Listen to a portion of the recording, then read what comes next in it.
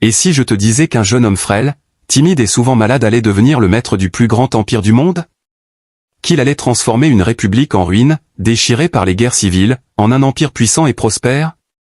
Cet homme, c'est Auguste, le premier empereur de Rome. Mais derrière le nom glorieux, qui se cachait vraiment? Un visionnaire génial prêt à tout pour sauver Rome, ou un manipulateur rusé, prêt à écraser quiconque se mettrait sur son chemin?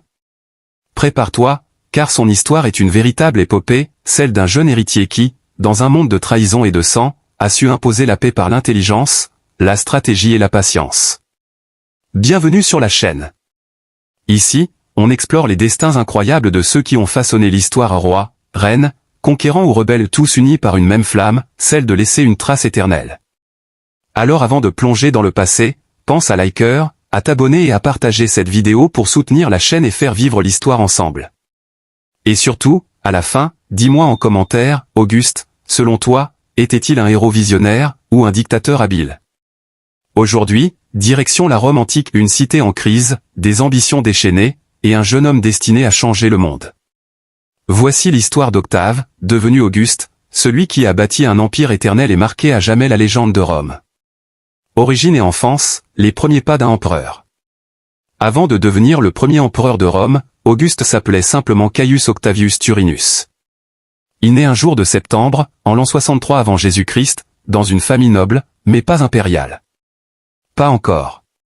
Sa mère, Atia, était la nièce du grand Jules César, un lien qui allait changer son destin. Quant à son père, Octavius, il était un sénateur respecté, mais sans la puissance ni la gloire de César. Dès son enfance, Octave se distingue par sa discipline, son calme et sa volonté de faire. Ce n'était pas un enfant robuste, souvent malade, fragile même, il ne brillait pas sur les champs de bataille, mais dans les études. À la différence des jeunes Romains qui rêvaient de conquête, lui préférait les lettres, la philosophie et la stratégie. Un esprit réfléchi, observateur, presque silencieux, mais derrière ce silence, se cachait une intelligence redoutable. Ses professeurs disaient qu'il avait la sagesse d'un vieil homme dans le corps d'un adolescent. Et très tôt, il comprend une chose, le pouvoir, ce n'est pas la force. C'est la maîtrise. En grandissant, il se rapproche de son grand-oncle, Jules César, alors au sommet de sa gloire. César remarque en lui quelque chose d'unique, un calme stratégique, une patience rare dans un monde d'ambitieux. Lors d'une campagne militaire, malgré sa santé fragile, Octave suit César en Espagne, prouvant sa loyauté et son courage. Il ne manie pas l'épée comme un soldat, mais il observe, écoute, et apprend à manier les hommes et les situations. Et cette loyauté, César ne l'oubliera pas. En secret, il le mentionne dans son testament comme fils adoptif et héritier. Personne ne s'y attend. Ni les sénateurs, ni les généraux, ni même Octave lui-même. Imagine, tu as à peine 19 ans, et du jour au lendemain, on te dit que tu hérites de l'homme le plus puissant du monde. Une bénédiction? Ou une malédiction? Mais ce cadeau du destin arrive dans le chaos. En 44 avenue Jésus-Christ, Jules César est assassiné. Rome s'enflamme. Les trahisons se multiplient. Le pouvoir vacille. Et au milieu de cette tempête, un jeune homme à la santé fragile doit choisir, fuir ou agir. Contre toute attente, Octave choisit d'agir. Il n'a ni armée, ni fortune, ni expérience. Mais il a un nom, celui de César, et une volonté de faire. Il quitte sa maison, rassemble quelques alliés fidèles, et fait ce qu'aucun autre n'aurait osé, revendiquer son héritage. C'est le début d'un destin extraordinaire. Car sous les traits de ce jeune homme réservé se cache le futur maître du monde romain. L'enfant fragile d'hier s'apprête à affronter les monstres politiques de son époque, Marc-Antoine, Lépide, le Sénat, et bien d'autres. Ce n'est plus un étudiant sage, c'est un stratège né, prêt à transformer la mort de son oncle en tremplin vers le trône. Et c'est là que commence le véritable chemin vers le pouvoir, un jeu dangereux où la ruse vaut plus que le courage, et où un simple geste peut décider du sort d'un empire. Le chemin vers le pouvoir, l'héritier devenu maître de Rome. Nous sommes en 44 avant Jésus-Christ. Rome est en flammes pas à cause d'un incendie, mais d'une guerre invisible, celle du pouvoir. Jules César vient d'être assassiné au Sénat, poignardé par ceux qu'il croyait être ses amis. Le monde romain s'effondre, et son héritage devient un champ de bataille. Et au milieu de ce chaos, un jeune homme de 19 ans, frêle et inconnu, s'avance calmement vers son destin, Caius Octavius, désormais Octave, l'héritier officiel de César. Quand la nouvelle de la mort de César atteint Octave, il n'est pas à Rome. Mais sans hésiter, il rentre. Beaucoup lui conseillent de fuir. Après tout, les assassins de César sont puissants, armés, et prêts à tout. Mais Octave refuse. Il sait que le pouvoir ne se reçoit pas, il se prend. Dès son retour, il fait un geste audacieux, il accepte publiquement l'héritage de César, son nom, sa fortune, et surtout, son prestige. Désormais, il s'appelle Caius Julius Caesar Octavianus. Ce simple changement de nom fait trembler Rome, le fils de César est de retour. Mais il n'est pas seul sur l'échiquier. Face à lui se dresse Marc-Antoine, l'ancien bras droit de César, un soldat charismatique, brutal, adoré des légions. Antoine se moque de ce jeune garçon qu'il considère comme un enfant sans expérience. Grave erreur. Octave ne cherche pas la confrontation directe. Il choisit la ruse politique. Plutôt que d'affronter Antoine sur le champ de bataille, il gagne le cœur du peuple et le soutien du Sénat, en se présentant comme le jeune héritier légitime, calme, rationnel et porteur de paix. Pendant qu'Antoine s'enflamme dans les discours, Octave agit dans l'ombre. Il recrute discrètement des soldats, payés avec la fortune héritée de César. En quelques mois, il se construit une armée. Pas la plus grande, mais la plus loyale. Puis, tout s'accélère. La tension entre Antoine et Octave explose, c'est la guerre civile. Mais contre toute attente, Octave ne cherche pas la victoire totale. Il comprend que la guerre détruit toujours ceux qui la gagnent. Alors, il choisit une autre voie, l'alliance. En 43 avenue Jésus-Christ, il forme avec Marc-Antoine et Lépide ce qu'on appellera le second triumvirat. 3 hommes au sommet de Rome, unis par un accord fragile, se partageaient le pouvoir et vengeaient César. Mais derrière les sourires politiques, Octave tisse lentement sa toile. Toile d'araignée. Tandis qu'Antoine s'enivre de gloire et de luxe en Égypte auprès de Cléopâtre, Octave reste à Rome, travaille sans relâche, contrôle le Sénat, la population et les finances. Il sème des graines de doute, Antoine n'est plus un Romain, c'est un esclave de la reine d'Égypte. Et petit à petit, le peuple se retourne. En 31 avenue Jésus-Christ, tout se joue. La guerre entre Antoine et Octave éclate, la bataille d'Actium. Antoine, amoureux et distrait, affronte Octave sur mer. Mais Octave n'est pas un grand soldat, il est un stratège. Grâce à son général Agrippa, il remporte une victoire totale. Cléopâtre et Antoine fuient, puis se suicident. Et Rome acclame son nouveau maître. Octave a gagné. Sans jamais crier, sans jamais se précipiter, il a vaincu tous ses rivaux non pas par la force brute, mais par la patience, la ruse et la maîtrise de l'image. Quand il rentre à Rome, il ne se proclame pas dictateur. Non. Il se présente comme le restaurateur de la République. Mais en réalité, il en contrôle chaque rouage. En 27 avenue Jésus-Christ, le Sénat lui donne un nouveau titre. Auguste le Vénérable, le Sacré. Ce jour-là, l'Empire romain naît. Sous les applaudissements du peuple, un nouvel âge commence. Celui de la Pax Romana, la épée romaine qui durera 2 siècles. Et tout cela, grâce à un homme qui, jadis, n'avait ni muscle ni épée, mais une volonté et une intelligence à toute épreuve. Grandes actions et décisions, l'architecte de l'Empire romain. Rome acclame son nouveau maître. Mais Auguste ne se présente pas comme un conquérant, plutôt comme un sauveur. Il ne veut pas seulement régner, il veut reconstruire. Et ce qu'il va bâtir dépasse tout ce que Rome avait connu. Dès son arrivée au pouvoir, Auguste comprend une vérité fondamentale. La puissance ne se maintient pas avec la peur, mais avec la stabilité. Alors, il entreprend de refonder Rome de fond en comble. Il commence par réorganiser le gouvernement. Fini les querelles du Sénat et les coups d'état des généraux. Auguste crée un système où tout semble républicain, mais où tout dépend de lui. Il garde l'apparence de la démocratie, mais détient les clés du pouvoir. Un véritable génie politique. Pour apaiser les tensions, il partage le pouvoir avec le Sénat, du moins en apparence. Il refuse les titres de roi ou de dictateur, mais le Sénat, émerveillé, lui offre le titre des Imperator Caesar Divi Filius Augustus ou Auguste, fils du dieu César. Et Rome, épuisé par un siècle de guerre, le voit comme un messie politique. Puis vient son œuvre la plus grandiose, la reconstruction de Rome. J'ai trouvé Rome en briques, je la laisse en marbre, dira-t-il plus tard. Sous son règne, la capitale devient une ville de pierre blanche, de temples, de forums, de ponts et de monuments majestueux. Le forum d'Auguste, le Panthéon, le mausolée d'Auguste, autant de symboles de sa gloire éternelle. Mais Auguste ne pense pas qu'à la beauté, il pense à la paix. Il crée un réseau routier colossal reliant toutes les provinces de l'Empire. Les légions, autrefois dispersées, sont désormais disciplinées, organisées et loyales à Rome, non à un homme. Il fonde aussi la garde prétorienne, une unité d'élite chargée de protéger l'empereur lui-même, une innovation qui marquera les siècles. Auguste pense aussi au peuple. Il met en place des réformes économiques et sociales inédites. Il distribue des terres aux vétérans pour éviter les révoltes. Il relance le commerce en sécurisant la Méditerranée contre les pirates. Il crée un impôt équitable et une administration efficace. Il favorise les arts, la littérature et la philosophie. Sous son règne, Rome devient le centre du monde, une ville où tout converge, or, savoir, culture et pouvoir. Les poètes comme Virgile, Horace et Ovide glorifient Auguste dans leurs œuvres.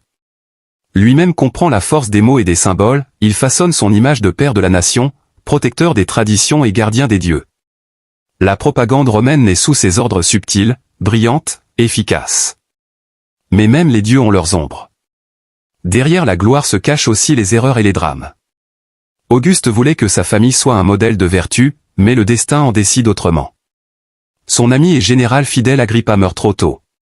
Sa fille unique, Julie, le déçoit par ses scandales amoureux et politiques. Son neveu Marcellus, son héritier favori, meurt jeune. Les successions deviennent un cauchemar, plongeant le palais dans les intrigues et les deuils. Et malgré son désir de paix, Auguste ne renonce jamais totalement au contrôle. Il surveille tout, le Sénat, le peuple, les armées, même les poètes. Ce n'est plus un simple dirigeant, c'est le centre de l'univers romain. Pourtant, personne ne peut nier son œuvre. En 40 ans de règne, Auguste transforme Rome d'une république fragile en un empire solide, prospère et respecté. Les frontières s'étendent, la culture rayonne, et la Pax Romana s'installe, 2 siècles de paix relative. À sa mort, en l'an 14 après Jésus-Christ, le monde entier pleure l'homme qui avait su donner un visage humain à la puissance. Rome, pour la première fois depuis des générations, était unie. Et dans le cœur du peuple, Auguste n'était plus seulement un empereur. Il était devenu une légende. Qualité et défaut, le visage humain d'un empereur. Auguste, empereur, stratège, bâtisseur. Mais avant tout, un homme. Et comme tous les hommes de pouvoir, il portait en lui 2 visages, celui de la lumière et celui de l'ombre. Commençons par ce qui faisait sa grandeur. Auguste possédait une intelligence rare, presque instinctive. Il ne parlait jamais sans réfléchir, ne décidait jamais sans calculer. On disait de lui qu'il préférait perdre un jour pour gagner un siècle. Cette patience, cette capacité à attendre le bon moment, c'est ce qui a fait de lui un stratège hors pair. Mais son génie n'était pas seulement politique, il était aussi psychologique. Auguste comprenait les hommes, il savait comment les séduire, comment les rassurer, comment les faire obéir sans qu'ils s'en rendent compte. Il n'imposait pas la peur, il imposait la confiance. Et c'est là, sans doute, son plus grand pouvoir. Auguste était aussi un visionnaire. Là où les autres ne voyaient que des ruines, lui voyait un empire. Il a bâti non seulement des monuments, mais une identité romaine. Il croyait en la mission divine de Rome, celle d'apporter la paix et l'ordre au monde. Il incarnait la discipline, la rigueur et la modération. Pas d'excès, pas de folie. Même au sommet, il restait sobre, méthodique, concentré. Il dormait peu, travaillait sans relâche, et exigeait de lui-même autant que de ses proches. Un empereur, oui, mais avant tout un serviteur du devoir. Auguste avait aussi le sens de la communication. Bien avant les réseaux sociaux, il avait compris le pouvoir de l'image.